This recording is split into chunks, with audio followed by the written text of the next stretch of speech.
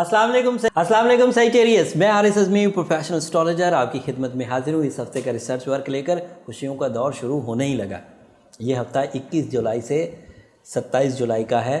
23 जुलाई को सूरज 8वें घर से निकलकर 9वें घर में दाखिल हो जाएगा। इसका इम्पैक्ट बड़ा पॉजिटिव होगा। जल्द ही वहाँ से वीनस भी निकल जाएगा, तो जो सेजिटेरियस को रिलेशनशिप या रोमानवी ज़िंदगी में क्राइसिस थे वो भी ख़त्म होंगे। लेकिन वो खबर 28 जुलाई को आएगी, अगले हफ्ते में एग्जिस्ट करेगी, अगले हफ्ते बयान करूँगा। इस हफ्ते सूरज ही निकलेगा। सूरज 23 जुलाई की सुबह को 9वें घर में दाखिल हो जाएगा। जब आप सोकर उठेंगे सूरज आपके 9th हाउस में दाखिल होगा। 9वां घर ट्रैवलिंग का है, हायर एजुकेशन का है, औलाद के साथ तल्लुकात का है, औलाद की वेलफेयर का है, मजहबी जोश और जज्बे का है।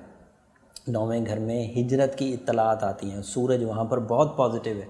प्रॉब्लम ये थी सेजिटेरियस कि पहले तो आपका रूलिंग प्लैनेट ही रेट्रोग्रेड चल रहा था, जिससे लक डाउन हुई थी। अभी भी डाउन ही है, लेकिन अब करीब हैं हम लोग, जल्द डायरेक्ट हो जाएगा और उसके एडवांटेजेस आपको मिलना शुरू हो जाएंगे। और साल में आप अपने दोबारा सेकंड पॉजिटिव फेज़ में दाखिल होंगे, अगले महीने होगा। लेकिन अभी बहरहाल वो रेट्रोग्रेड चल रहा है। लेकिन सूरज के 9वें घर में आने से मरकरी की रेट्रोग्रेशन, जो उन 3 प्लैनेट में से एक प्लैनेट था जो रेट्रो चल रहे थे, उसमें बहुत हद तक ठहराव आ जाएगा।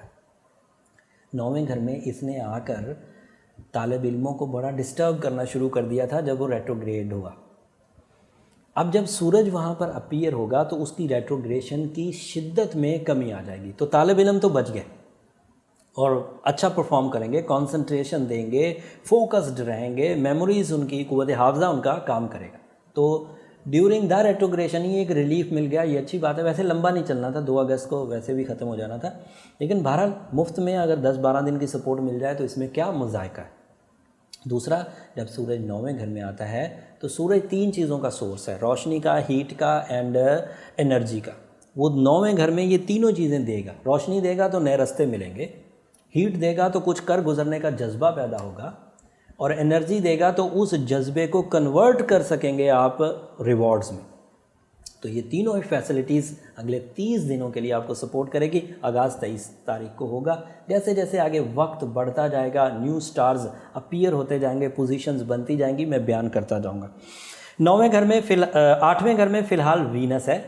थोड़े दिन और इंतज़ार करिए, कम से कम 1 हफ़्ता और इंतज़ार करिए। अभी रोमानवी जल्दबाजी मत करिए। 8वें घर में वीनस बहुत अच्छा नहीं होता। अभी मंगनी करना, किसी को प्रपोज़ करना, किसी रिलेशनशिप का कोई इवेंट रखना फ़िलहाल मुनासिब नहीं है। 28 तक रुकिए, 28 के बाद इजाज़त हो जाएगी।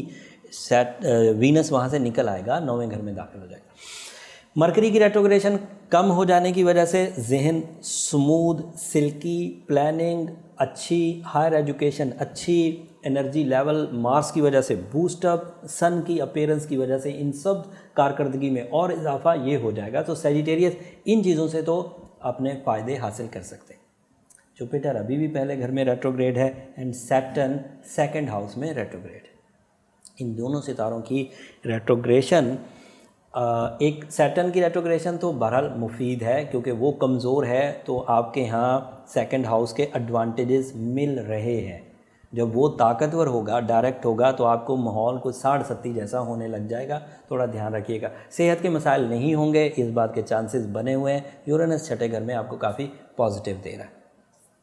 लव लाइफ थोड़ी कमज़ोर चल रही है। एजुकेशन बहुत ताकतवर चलेगी, ट्रैवलिंग कर सकेंगे, जहनी आसूदगी हासिल होगी, जिस्मानी ताकत भी हासिल होगी। किस्मत अभी नीचे है रेट्रोग्रेशन ऑफ जुपिटर की वजह से। सैटर्न की रेट्रोग्रेशन की वजह से आप 60-70 से बचे हुए। तो इतनी पॉजिटिव चीज़ें आपके साथ साथ चल रही। जो सेजिटेरियस इन सब हालात को खुश असलूबी फेस कर रहे हैं और इन स्टार पोजीशन का उनकी ज़िंदगी पर ज़रा भी असर नहीं आ रहा, उन्हें खुशखबरी है कि उनके पास इतनी स्ट्रेंथ मौजूद है कि वो सिचुएशन ऑफ प्लैनेट्स को बीट कर रहे हैं। लेकिन ऐसे सेजिटेरियस जो उलझ रहे हैं, जो रिलेशनशिप पेनल्टीज़ फेस कर रहे हैं, जो कारोबार में नुकसानात फेस कर रहे हैं, जो जहन का उलझाव और डिप्रेशन फेस कर रहे हैं, जो लिटिगेशंस में फंस गए हैं, जिन पर तोहमतें लग गई हैं, वो अब थोड़ा सा एक्स्ट्रा एक्टिविटीज़ करें। जो ह्यूमन एफर्ट है वो आपकी मीरास है, वो तो आपने करने ही करने थे। लेकिन जब एक्स्ट्रा एक्टिविटी करेंगे तो वो ह्यूमन एफर्ट के साथ मिलकर आपको एक्स्ट्रा रिवॉर्ड की तरफ ले जाएगा।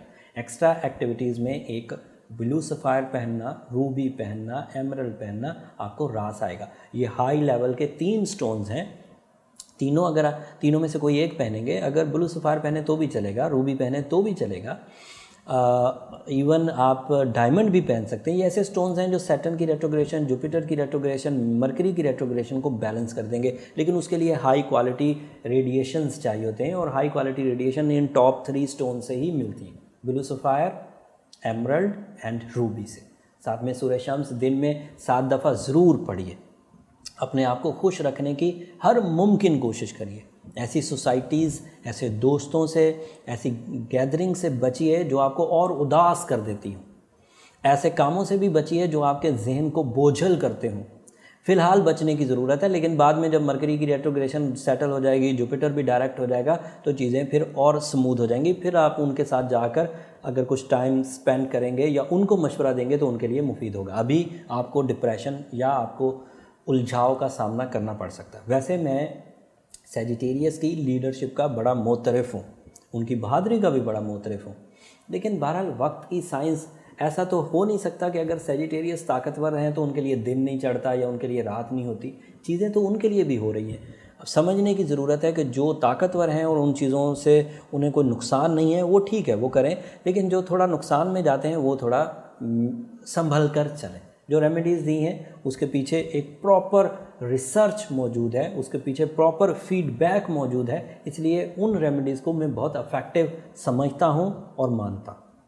अगले हफ्ते जब वीनस अपना घर बदलेगा तो आपके लिए रोमानवी रास्ते भी खुल जाएंगे रिलेशनशिप के, लेकिन वो अगले हफ्ते में एग्जिस्ट करती है, तफसील अगले हफ्ते बयान करूँगा। अब मेरी आखिरी दरख्वास्त कि जब भी इस दी हुई इन्फॉर्मेशन से ज़िंदगी में फ़ैसला करने में ज़रा सी भी आसानी महसूस करें तो मुझे अपनी दुआओं में याद रखिएगा। अगले हफ्ते तक के लिए इजाज़त दीजिए। जाते जाते चैनल को ज़रूर सब्सक्राइब कर लीजिएगा। अल्लाह ने